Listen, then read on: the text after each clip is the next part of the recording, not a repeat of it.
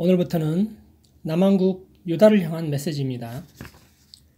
이사야 선지자의 소명을 받은 장 6장을 함께 보도록 하겠습니다. 때는 우시야 왕의 죽던 해라고 하고 있습니다. 우시야 왕은 유다의 10대 10번째 왕으로서 비교적 잘하였는데 말년에 가서 돌이킬 수 없는 실수, 한 번 실수로 인생이 어렵게 되고 죽기 전까지 문둥병에 걸려서 별궁에서 살았던, 그리고 무덤 또한 왕의 묘에 못 묻히고 그 열조의 곁에 장사되었다라고 하고 있습니다. 우시야 왕은 유다를 군사강국으로 만들었고 다윗과 솔로몬 시대처럼 아주 번영을 했었습니다. 그런데 왜 문둥병에 걸렸습니까? 왕은 교만해졌던 거죠. 제사장만이 할 수 있는 분향의 직무를 자기가 직접 하려고 하다가 이마에 문둥병이 생겼다고 역대하 26장에 기록하고 있습니다. 거기다가 못하게 하니까 노까지 바랬다라고 했는데 왕이니까 다 할 수 있었을 것이라고 생각하는 착각에 빠졌던 거죠. 언제나 주의 말씀에 그건 아니다 하면은 멈춰서야 하는 지혜가 있어야 할 줄 믿습니다. 화까지 내면서 뭔가 이루려고 하는 것은 대부분 주의 뜻이 아닐 수도 있습니다. 이것을 이사야 선지자가 기록을 했습니다. 서두에 이 이야기를 꺼내는 것은 이 우시야 왕이 하나님의 주권과 거룩함을 비웃었고 그 뒷절 이하의 말씀들도 거룩한 하나님에 대해서 기록하고 있습니다. 책 전체에서도 이사야서는 거룩한 하나님에 대해 아주 많이 얘기하고 있습니다. 구약 전체에서 6번 나오는데 그보다 더 많이 얘기합니다. 여호와 하나님은 내가 거룩하니 너희도 거룩하라고 명령하고 계십니다. 그런데 이스라엘 백성 또한 그 거룩함을 비웃었습니다. 6장 11절은 그 결과에 대해서 말씀하고 있습니다. 반면에 여호와의 거룩하심은 그의 약속하신 바 그들의 구원자가 다시금 될 것까지를 포함합니다.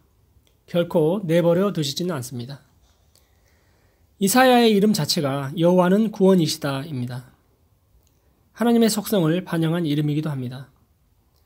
그 약속은 6장 마지막에 그루터기, 거룩한 시를 통해 이루어집니다. 그래서 이제 이사야는 거룩하다 하시는 하나님을 봅니다. 하나님의 본체가 아닌 부분적인 면을 본 것이죠. 출애굽기에서도 모세는 여호와 하나님의 얼굴이 아닌 등만 볼 것이라고 하고 있습니다. 여기서도 그의 옷자락만 해도 성전에 가득할 정도로 크신 하나님을 본 것이죠. 아직까지 주의 얼굴을 본 사람은 없습니다. 죽는다고 했습니다. 구약에서는 인간의 형상을 빌린 또는 자연의 모습으로 나타나셨고 신약에 와서는 그리스도로 하나님을 볼 수가 있습니다. 그래서 예수님을 만나면 이제 하나님을 만나게 되는 것이기도 합니다. 2절부터 스랍이라는 존재가 나타나는데 천사로 보면 되겠죠. 이 스랍들 또한 날개가 있는 사람의 모습을 하고 있기도 합니다. 그 존재들 또한 하나님의 보좌 앞에서는 감히 모습을 드러내지 않고 얼굴도 발도 가리우고 있는 모습을 봅니다. 원래는 이 스랍이 뱀의 모습이라고 하기도 하는데 그 중동 지역의 옛날의 그 그림들을 보면요 그렇게 묘사가 되기도 했는데 이 묘사의 핵심은 하나님의 거룩함을 강조하고 있다고 보면 되겠습니다. 서로 불러 이르되 거룩하다 거룩하다 거룩하다 만군의 여호와여 그의 영광이 온 땅에 충만하도다 하더라. 이같이 화답하는 자의 소리로 말미암아 문지방의 터가 요동하며 성전의 연기가 충만하니라. 출애굽기에서도 시내산에 연기가 자욱하고 산이 진동하는 상황이 있었죠. 그때 이사야가 하나님을 뵙게 되었다고 합니다. 하나님이 나타나실 때는 공의의 하나님의 속성 때문에 심판까지도 동반이 되어집니다. 이때에는 땅만 진동하였지만 예수님이 재림하셔서 심판하실 때는 하늘까지도 진동한다고 히브리서에서 말씀하고 있습니다. 히브리서 12장 28절에 그러므로 우리가 진동치 못할 나라를 받았은즉 은혜를 받자 이로 말미암아 경건함과 두려움으로 하나님을 기쁘시게 섬길지니 아멘. 이미 자녀로서 진동치 못할 나라가 확보되었습니까? 이제 심판받을 상황이 됐는데 이제 큰일 났다. 하나님을 뵀으니 화로다. 망하게 됐도다. 재앙이 닥쳐오게 되겠다. 죽을 수도 있겠다. 왜 그렇습니까? 나는 입술이 부정한 사람인데 이 상태로 여호와 하나님을 뵀으니까요. 바로 자기 죄가 깨달아지고 있습니다. 그 상태로는 신성한 하나님의 찬양과 경배에 참여하지 못할 뿐더러 주의 이름으로 전달하는 메신저가 될 수 없었던 거죠. 그러자 그 스랍 중에 하나가 제단에서 집은 숯을 가지고 날아와서 이사야의 입술에 대면서 죄를 사하는 장면을 보게 됩니다.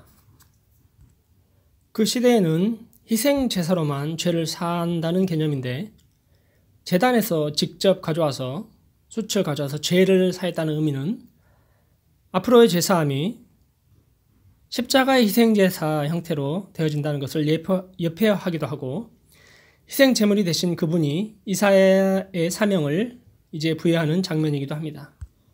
8절에 내가 또 주의 목소리를 들으니 주께서 이르시되 내가 누구를 보내며 누가 우리를 위하여 갈고 하니 그때에 내가 이르되 내가 여기 있나이다 나를 보내소서 하였더니 지금도 주님은 우리를 부르시고 있습니다. 추수할 곡식은 많은데 일꾼이 정말 모자란가요?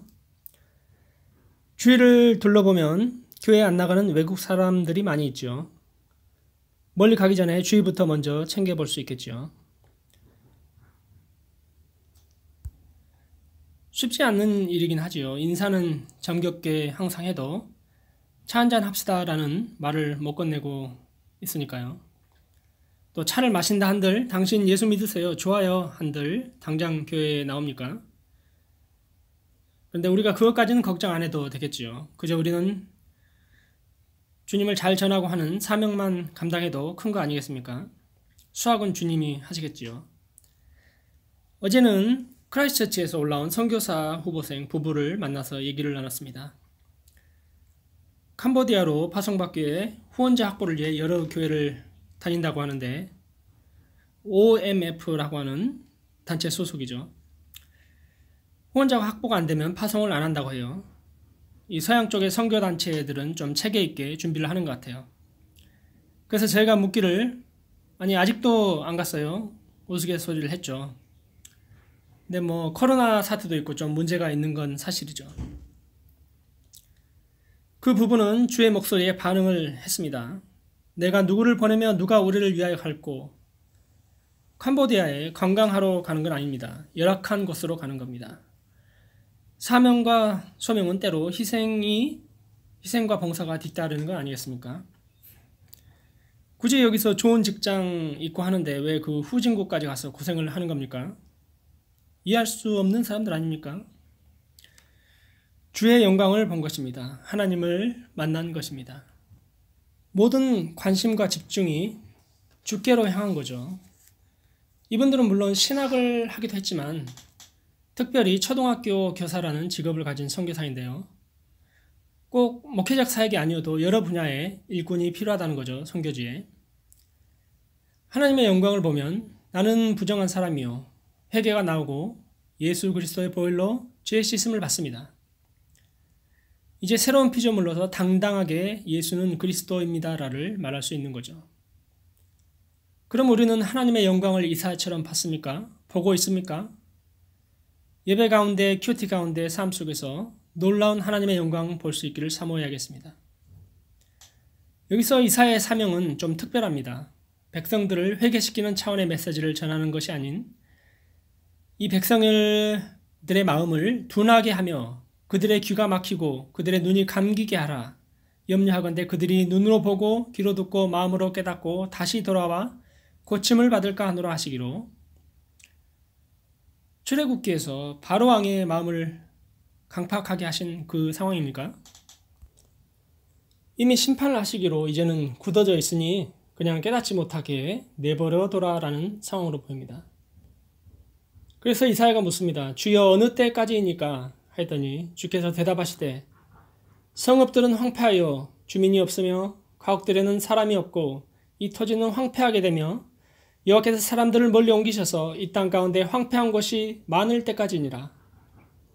메이저급 심판입니다.